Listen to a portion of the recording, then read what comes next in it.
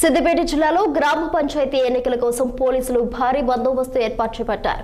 నిబంధనల మేరకు ఎన్నికలు సజావుగా జరిగేలా పట్టణంలోని కొమరం భీం చౌక్ నుండి అంబేద్కర్ చౌక్ వరకు జిల్లా పోలీసు సిబ్బందితో ఫ్లాగ్ మార్చ్ నిర్వహించారు. ఈ సందర్భంగా జిల్లా ఎస్పీ మాట్లాడుతూ ఎన్నికల సమయంలో ఎలాంటి అవాంఛనీయ సంఘటనలు జరగకుండా శాంతియుతంగా నిర్వహణకు పూర్తి భద్రతా ఏర్పాట్లు చేసినట్టు తెలిపారు. ఎవరైనా గందరగోళం సృష్టించడం, బెదిరింపులకు పాల్పడడం, మోడల్ కోడ్ ఆఫ్ కండక్ట్ ను ఉల్లంఘించడం వంటివి చేస్తే చట్టపరమైన చర్యలు తీసుకుంటామని స్పష్టం చేశారు.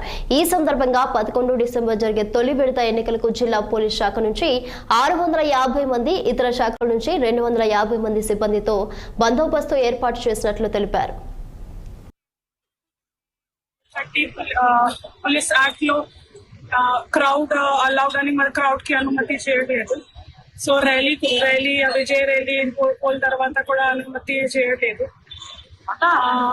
ఇంకా మనం 48 అవర్స్ ముందు అంటే ఫస్ట్ ఫేజ్ 11th కి ఉంది. సో రేపటి నుంచి సైలెంట్ పీరియడ్ వస్తుంది. అందులో ఆల్కహాల్ అమ్మడం, కొనడం అనుమతి లేవు. దానిపైన మనం కనుక వస్తే కేసు పెడతాము. ఇంకా డబ్బులు ఇవ్వడం, తీసుకోవడం అది కూడా అనుమతి లేదు. మీ దగ్గర ఏదో ఇన్ఫర్మేషన్ ఉంటే మనకి ఇచ్చేసేయండి. మీ ఐడెంటిటీ, మీ గుర్తింపు మన రహస్యంగా పెడతాము. ఇంకా